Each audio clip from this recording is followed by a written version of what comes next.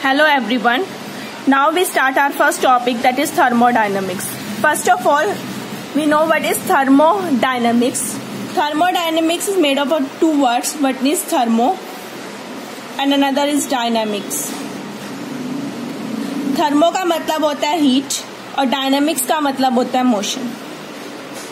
Means हम thermodynamics को कह सकते हैं it is a branch of science which deal with the conversion of heat into mechanical work. Heat का motion में यानी mechanical work में change हो जाना and vice versa is called thermodynamics.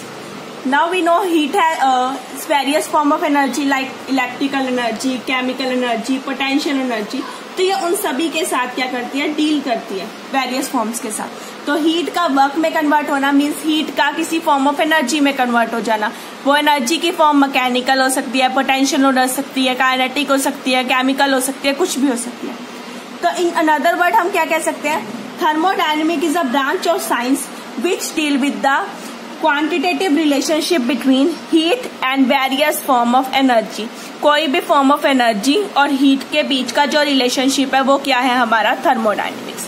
जो ओवरऑल थर्मोडायनेमिक्स है वो 3 पार्ट्स में है. Thermodynamic 1, 2 and 3. That is first law of thermodynamics, second law of thermodynamics and third law of thermodynamics. हमारे थर्ड सेम का जो सिलेबस है इसमें सिर्फ और सिर्फ फर्स्ट लॉ ऑफ थर्मोडायनेमिक्स है. रेस्ट सेकेंड और थर्ड लॉ जो थर्मोडायनेमिक्स है वो हमारे फोर्थ सेम के सिलेबस में है. डन. अब हम पढ़ते हैं थर्मोडायनेमिक्स का जो मेन बेसिक है. बेसिक क्या चीजें हैं थर्मोडायनेमिक्स में, कौन कौन से टर्म्स हम यूज करेंगे, क्या इसकी लिमिटेशंस है थर्मोडायनेमिक्स की, क्या इसकी इंपॉर्टेंस है. तो first of all we start the importance of thermodynamics.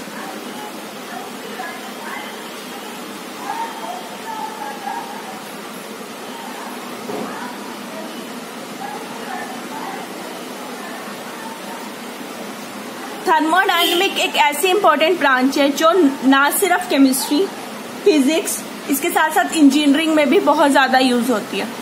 Physics वाले स्टूडेंट्स को पता होगा, वो वहां भी थर्मोडायनेमिक्स पढ़ते हैं. इंजीनियरिंग में भी पढ़ी जाती है थर्मोडायनेमिक्स, केमिस्ट्री में भी पढ़ी जाती है. जब हम इसे केमिकल सब्सटेंसेस के साथ लिंक करके पढ़ते हैं तब हम इसे बोलते हैं केमिकल थर्मोडायनेमिक्स. डन. अब हम बात करते हैं इसकी कुछ इंपॉर्टेंस की. फर्स्ट, कहाँ कहाँ ये हमारे को यूज हेल्प करती है thermodynamics. First, to predict the feasibility of reaction.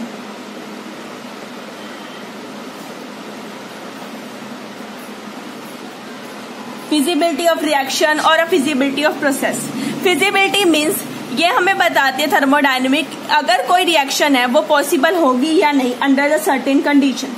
अगर मैं किसी भी केमिकल सब्सटेंस को लेके अंडर सर्टेन कंडीशन रखूं तो क्या वो प्रोडक्ट में कन्वर्ट होगा या नहीं. ये मीन्स रिएक्शन फिजिबल है या नहीं, पॉसिबल है या नहीं, ये हमें बताता है कौन, थर्मोडायनेमिक. मीन्स ये हमें बताता है फिजिबिलिटी ऑफ रिएक्शन. सेकंड,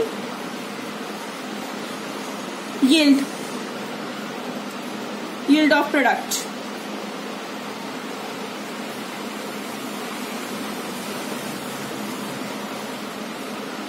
ये हमें यील्ड के बारे में बताता है. यील्ड मीन्स कितना अमाउंट ऑफ प्रोडक्ट हमारे पास फॉर्म होगा. अगर एक रिएक्शन फिजिबल है वो तो इसने बता दिया कि रिएक्शन पॉसिबल होगी या नहीं होगी. अगर रिएक्शन पॉसिबल है तो हमारे पास जो प्रोडक्ट बनेगा वो किस अमाउंट में बनेगा वो भी कौन बताता है, हमें थर्मोडायनेमिक्स. दैट मीन्स ये हमें बताता है yield of product. And third is some important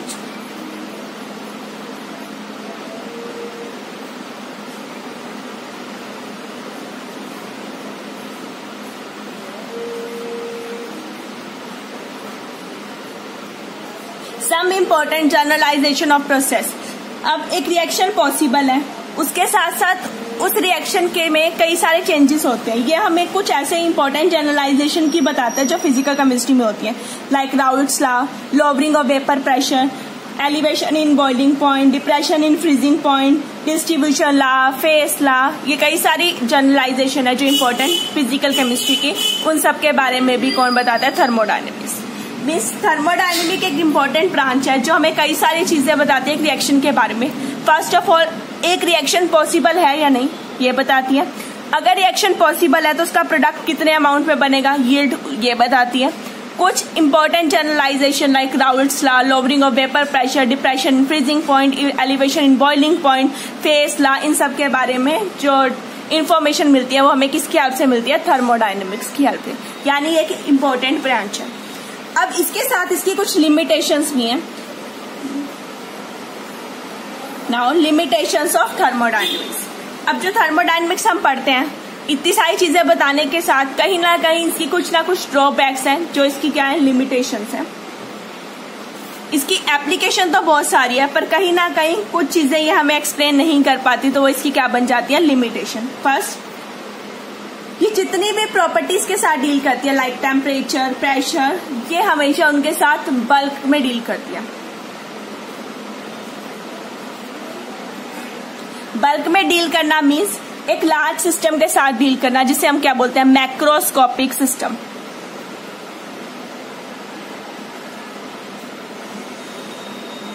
ये हमेशा एक बड़े सिस्टम के साथ डील करती है, मैक्रोस्कोपिक। माइक्रोस्कोपिक के साथ नहीं, मीन्स छोटे के साथ डील नहीं करती है, इसके साथ डील नहीं करती है। सिर्फ किसके साथ डील करती है, बड़े सिस्टम के साथ, जो क्या है, बल्क में, चाहे वो लार्ज ग्रुप ऑफ एटम हो, मॉलिक्यूल्स हो, आयंस हो, उनके साथ डील करेगी। इंडिविजुअल यानी छोटे के साथ ये डील नहीं करती। ये इसकी फर्स्ट लिमिटेशन है। सेकंड, अब इसने हमें ये तो बता दिया कि रिएक्शन फिजिबल है कि नहीं, मीन्स फिजिबिलिटी तो बता दी कि रिएक्शन पॉसिबल है कि नहीं। अगर रिएक्शन पॉसिबल है तो वो कितने टाइम में होगी, क्या उसका रेट होगा रिएक्शन का, ये वो सारी चीजें नहीं बताती। थर्मोडायनेमिक्स सिर्फ हमें बताता है weather a reaction is feasible और नॉट, ना कि ये बताते हैं कि उसका कितना टाइम होगा, और ना ही उसके रेट के बारे में बताते हैं। तो ये हमें rate of reaction and time, इनके बारे में नहीं बताती। डन। तो पहली लिमिटेशन आई कि ये सिर्फ और सिर्फ बल्क के साथ डील करते हैं, मीन्स लार्ज पार्टिकल्स के साथ। एंड सेकंड वन, ये रिएक्शन फिजिबल है या नहीं ये तो बताती है, पर ये रिएक्शन किस रेट से होगी और कितने टाइम में होगी ये एक्सप्लेन नहीं करती है। थर्ड लिमिटेशन, थर्मोडायनेमिक्स सिर्फ डील करती है इनिशियल एंड फाइनल स्टेज के बारे में, मीन्स उसकी इनिशियल स्टेट क्या थी और फाइनल स्टेट क्या थी, बट किस पाथ से हो रही है वो पाथ नहीं बताती। Path means mechanism.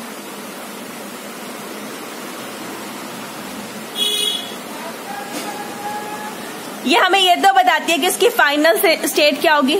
जब हमारी रिएक्शन स्टार्ट हुई थी तो उसका इनिशियल स्टेट क्या थी, और जब हमारी रिएक्शन पूरी होगी तो उसकी फाइनल स्टेट क्या थी, मीन्स हमारा प्रोडक्ट क्या बना।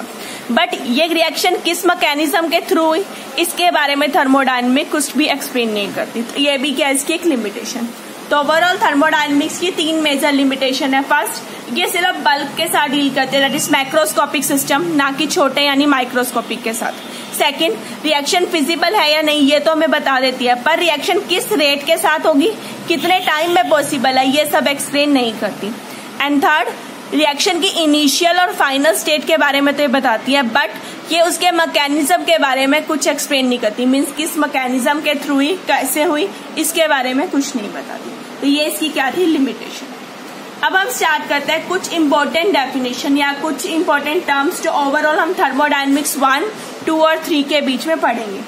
तो कुछ इंपॉर्टेंट डेफिनेशंस।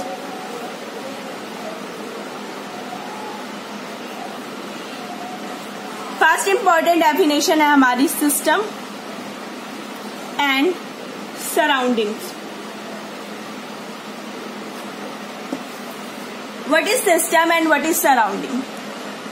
हमारे पास पूरा का पूरा यूनिवर्स है जिसमें से हम किसी भी चीज को अपना अंडर कंसिडरेशन ले सकते हैं, मीन्स जिसको हम स्टडी कर सकते हैं।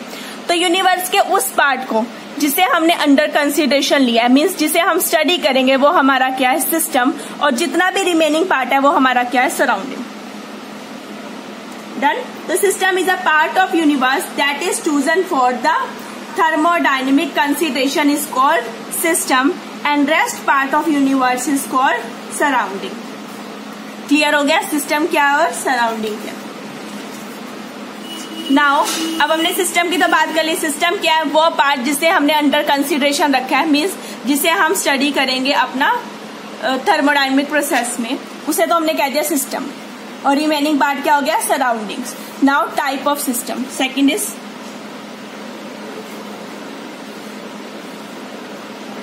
we have total 3 type of system. First is open system, second is closed,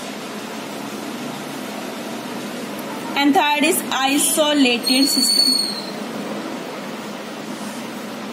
Open system, closed system and isolated system. Open system वो है which can exchange both matter and heat.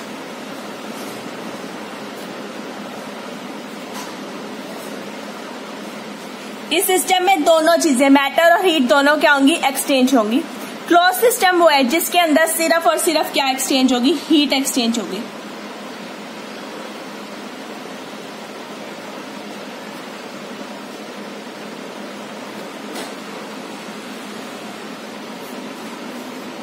और isolated वो system है जिसमें ना तो heat, neither heat nor matter.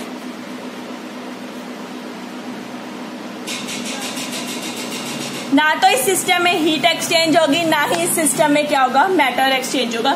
उसे हम क्या बोलेंगे, आइसोलेटेड सिस्टम. ओपन क्या हो गया, जिसमें मैटर भी एक्सचेंज होना है और हीट भी एक्सचेंज होनी है. फॉर एग्जांपल मैं क्या करती हूँ, एक बीकर के अंदर अल्कोहल फिल करके उसको हीट में रख देती हूँ. थोड़ी देर में क्या होगा, बीकर अपने आप हीटअप होना लग जाएगा और अल्कोहल भी क्या होगा, इवेपोरेट हो जाएगा. तो अगर आप उसे थोड़ी देर बाद देखोगे तो आप देखोगे बीकर गर्म है और सारा का सारा जो अल्कोहल है वो इवेपोरेट हो चुका है. इसका मतलब उसने नेचर के साथ क्या किया, हीट भी एक्सचेंज कर ली और मैटर भी क्या कर लिया, एक्सचेंज कर लिया. अब जो मेरा बीकर है वो मेरा क्या बन गया, सिस्टम, और जो आसपास का एरिया है वो मेरी क्या बन गई, सराउंडिंग. तो क्या किया हमारे सिस्टम ने, सराउंडिंग के साथ हीट भी एक्सचेंज कर ली और मैटर भी एक्सचेंज कर लिया. Done. Second is close system. Close system में मैं क्या करती हूँ, एक बीकर के अंदर लेती हूँ, बट इस बार जो मेरा बीकर होगा वो क्लोज नहीं, ओपन नहीं होगा, बल्कि क्या होगा, क्लोज होगा. उस क्लोज बीकर में मैंने वाटर रखा, उसे वापस मैंने एयर में रख दिया, मतलब सनलाइट में रख दिया. थोड़ी देर बाद आप ऑब्जर्व करोगे कि आपका बीकर यानी जो आपका वेसल है वो क्या हो जाएगा, गर्म हो जाएगा. मीन्स उसने हीट तो क्या कर ली, सिस्टम ने सराउंडिंग के साथ एक्सचेंज कर ली, बट वाटर का जो क्वांटिटी थी वो क्या रहेगी, रिमेन सेम रहेगी. इसका मतलब उसने मैटर को एक्सचेंज नहीं किया. इस टाइप के सिस्टम को क्या बोलते हैं, close system. Third is isolated system. Isolated means ना तो हीट एक्सचेंज करेगा ना मैटर एक्सचेंज करेगा. इसका बेस्ट एग्जाम्पल होता है जो हम इंसुलेटेड बोटल्स यूज करते हैं, जैसे फ्लास्क यूज करते हैं ना, मिल्टन की फ्लास्क. उसमें क्या होता है, जो भी चीज हम लेकर आ रहे हैं अगर वो गर्म है तो गर्म ही रहती है, अगर वो ठंडी है तो वो ठंडी रहती है. यानी उसने कोई भी हीट को एक्सचेंज नहीं किया सराउंडिंग के साथ, और जो उसका मैटर है अमाउंट वो तो सेम ही रहेगा. ऐसा तो नहीं कि अपने आप वो चाय जो डाली है आपने वो उठ जाएगी, नहीं. तो इसका मतलब वो क्या होगी, हमारी आइसोलेटेड सिस्टम. तो we have three type of system. One is open, second is closed and third is isolated system. Done. अब next is homogeneous and heterogeneous system.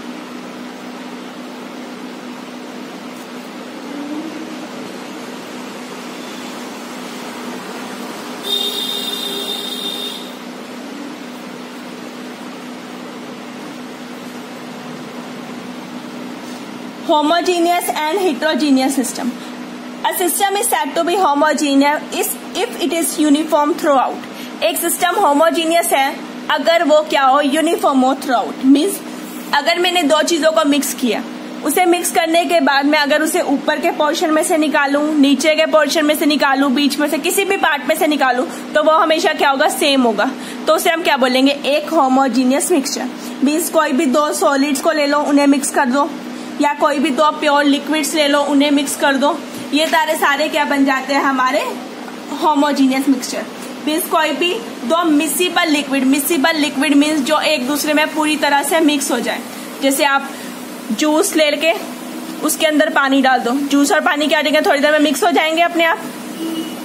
तो आप ऐसा नहीं कि अलग कर पाओ, ये जूस है ये वाला पार्ट पानी है, नहीं, ये पूरा एक यूनिफॉर्म मिक्सचर बन गया. इसे हम क्या बोलेंगे, होमोजीनियस सिस्टम, जिसकी कंसंट्रेशन ओवरऑल क्या रहेगी, यूनिफॉर्म रहेगी. Second is heterogeneous system. Heterogeneous system यानी वो system which is not uniform through out. ये पूरी तरह से यूनिफॉर्म नहीं होगा. मीन्स अगर आप ऊपर से निकालो तो अलग कंसंट्रेशन, बीच में से निकालो अलग, नीचे से निकालो अलग. जैसे दो immiscible liquid, for example oil plus water.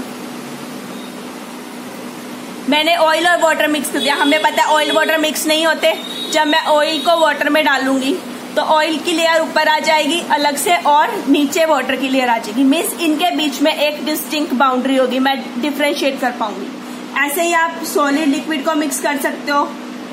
जैसे कि अगर मैं चॉक लूं, चॉक के पाउडर को मैं पानी में डालूं तो थोड़ी देर बाद क्या होगा, सारा का सारा चॉक जो होगा वो नीचे सेटल डाउन हो जाएगा और ऊपर पानी रह जाएगा। तो मुझे दो अलग अलग लेयर्स दिखाई देंगी, सैंड प्लस वाटर।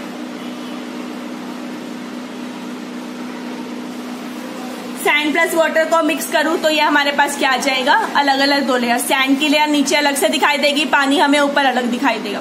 ये तो एग्जांपल हो गए हिट्रोजीनियस के। ऐसे ही होमोजीनियस में आप कर सकते हो इंक प्लस वाटर। दो मिक्सिबल लिक्विड्स को मिक्स कर दो या फिर दो सॉलिड्स को मिक्स कर दो, दो पाउडर सॉलिड्स लो उन्हें मिक्स कर दो, तो वो भी आपके क्या बन जाएंगे, होमोजीनियस सिस्टम।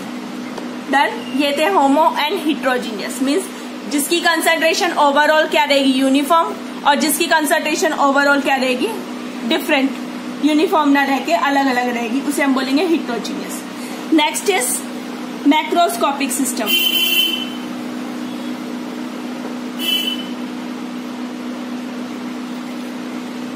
अभी हमने बात की थी macroscopic means large amount, large property means group of atoms, group of ions, group of molecules, उसे हम क्या बोलेंगे, मैक्रोस्कोपिक मीन्स एक बड़ा system.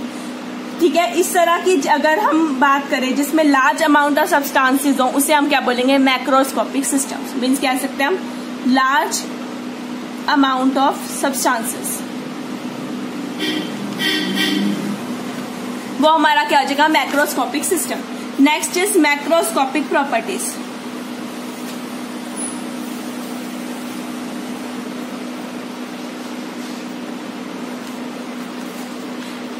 Properties associated with macroscopic system is called macroscopic property. Means ऊपर वाला जो हमारा लार्ज ग्रुप ऑफ एटम है ना, जिसमें हमारे बहुत सारे सब्सटेंस एटम्स आ जाते हैं, मॉलिक्यूल्स आ जाते हैं, एक बड़ा सा सारा सिस्टम जिसे हमने मैक्रोस्कोपिक सिस्टम बोला, उसकी सारी प्रॉपर्टीज हमारी क्या हो जाएंगी, मैक्रोस्कोपिक प्रॉपर्टीज। इसमें प्रेशर, वॉल्यूम्स, टेम्परेचर, कोई भी प्रॉपर्टी आ सकती है, विस्कोसिटी, रिफ्रैक्टिव इंडेक्स, डेंसिटी, मास, ये सारी क्या हो जाएंगी हमारी macroscopic properties. Next is state of system and state variables.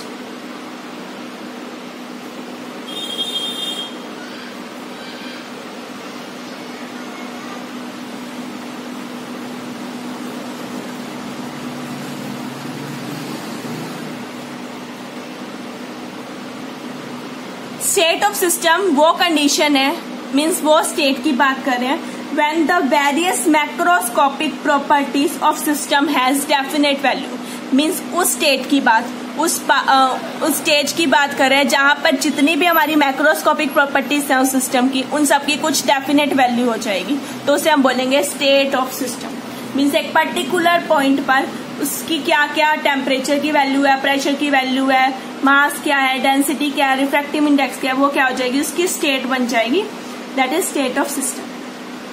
अब अगर कोई भी एक प्रॉपर्टी में चेंज आ जाए, किसी भी एक मैक्रोस्कोपिक प्रॉपर्टी में चेंज हो, तो उसकी स्टेट ऑफ सिस्टम भी क्या हो जाएगी, चेंज हो जाएगी, यानी वो डिफरेंट हो जाएगी। इसी तरह से हमारे पास बनती है इनिशियल एंड फाइनल स्टेट।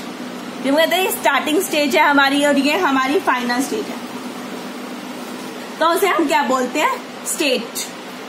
अगर हम किसी डेफिनेट पॉइंट पे पढ़ें, उस पॉइंट पर उसकी जितनी भी मैक्रोस्कोपिक प्रॉपर्टीज होंगी उनकी डेफिनेट वैल्यू आ गई, तो वो क्या बन जाएगी, उसकी स्टेट। अब एक भी प्रॉपर्टी चेंज होने से उसकी स्टेट भी क्या हो जाएगी, चेंज। तो इसे हम क्या बोलते हैं, स्टेट वेरिएबल। जिस भी प्रॉपर्टी को मैंने चेंज किया, वो चेंज होने के बाद हमारे पास क्या वैल्यू आई, उसे हम क्या बोलेंगे, उसकी स्टेट वेरिएबल्स। मोस्टली हमारे पास जो 4 कॉमन मैक्रोस्कोपिक प्रॉपर्टीज होती है, that is pressure, volume, temperature and composition. ये हमारी 4 मेन जो होती हैं ऐसी स्टेट वेरिएबल्स है जिन्हें चेंज करके हम बाकियों को निकाल सकते हैं। अगर मान लो मैंने किसी स्टेट की कंपोजिशन को फिक्स रखा है, 100% फिक्स रख दिया इसे, और रेस्ट जो होते हैं प्रेशर, टेम्परेचर और वॉल्यूम, ये क्या हो जाएंगी, चेंज हो जाएंगी, तो ये हमारे क्या बन जाएंगे, वेरिएबल। ठीक है, इसी तरह जब आइडल गैस की हम बात करते हैं, उनमें ये सारे वेरिएबल आते हैं। PV is equal to nRT, पढ़ते ना, P pressure, B volume and number of molecules, यानी इसकी तरह की कंपोजिशन, R गैस कांस्टेंट, ये कांस्टेंट पार्ट है, इसके कोई वेरिएबल नहीं आता, और T इज टेम्परेचर। तो इसके अंदर हमारे वो सारे के सारे क्या हो जाते हैं, कन्वर्ट कवर हो जाते हैं। तो अगर मैं इनमें से कोई भी दो प्रॉपर्टीज को वेरी करूं तो अगली दो अपने आप क्या हो जाएंगी, वेरी हो जाएंगी। ठीक है, तो अगर मैं बात करूं प्रेशर, मैंने कहा ना कंपोजिशन मैंने फिक्स रखी, तो मेरे पास क्या बचा, pressure, volume and temperature. A set of simple homogeneous system, एक सिंपल होमोजीनियस सिस्टम लिया मैंने, उसकी स्टेट जो है वो कंप्लीटली डिफाइन हो जाएगी बाय स्पेसिफाइंग एनी टू। मैं इन दोनों में से इन तीनों में से किन्हीं दो को भी बता दूं कि आपको प्रेशर बता दी और वॉल्यूम बता दी, तो आप टेम्परेचर थर्ड को अपने आप क्या कर लोगे, निकाल लोगे। तो उसकी स्टेट हम निकाल सकते हैं by specifying any two of property out of three. इन तीन में से कोई दो प्रॉपर्टी को डिफाइन कर दिया, रेस्ट आप अपने आप निकाल सकते हो। जनरली जो हम वेरी करते हैं वो होती है प्रेशर एंड टेम्परेचर। इसीलिए हम प्रेशर और टेम्परेचर को क्या बोलते हैं, इंडिपेंडेंट वेरिएबल।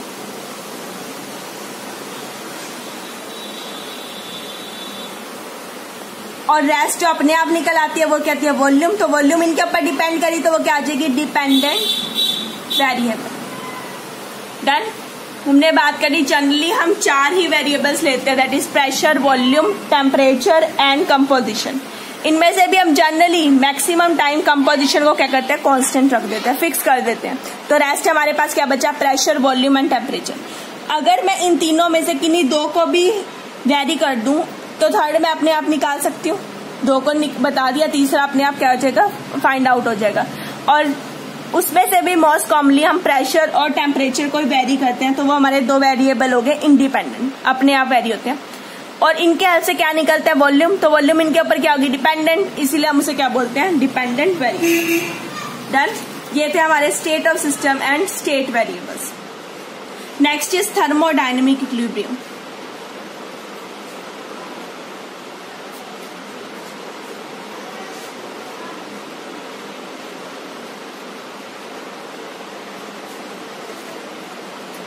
इक्विलिब्रियम यानी वो स्टेज ना तो रिएक्शन आगे फॉरवर्ड जा रही है ना ही रिएक्शन बैकवर्ड जा रही है, मींस रिएक्शन किसी डायरेक्शन में हो नहीं रही, उसे हम क्या बोलते हैं, इक्विलिब्रियम स्टेज।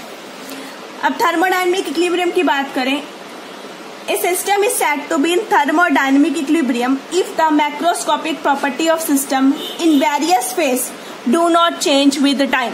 मीन्स उसकी कोई भी प्रॉपर्टी टाइम के साथ चेंज नहीं हो रही, वो प्रॉपर्टी कोई भी हो सकती है, वो चेंज ना हो टाइम के साथ, तो उसे क्या बोलेंगे हम कि हमारी सिस्टम स्टेज क्या है, इक्विलिब्रियम में। अब ये हमारे पास तीन तरह के इक्विलिब्रियम एग्जिस्ट करते हैं। First is thermal, second is mechanical and third is chemical. Mechanical and chemical. Thermal वो सिस्टम जिसमें no heat flow. Thermal equilibrium means thermal मतलब हीट, इक्विलिब्रियम मीन्स कोई चेंज नहीं है, तो no heat flow. Mechanical means work, तो इसमें क्या होगा, नो वर्क इज डन।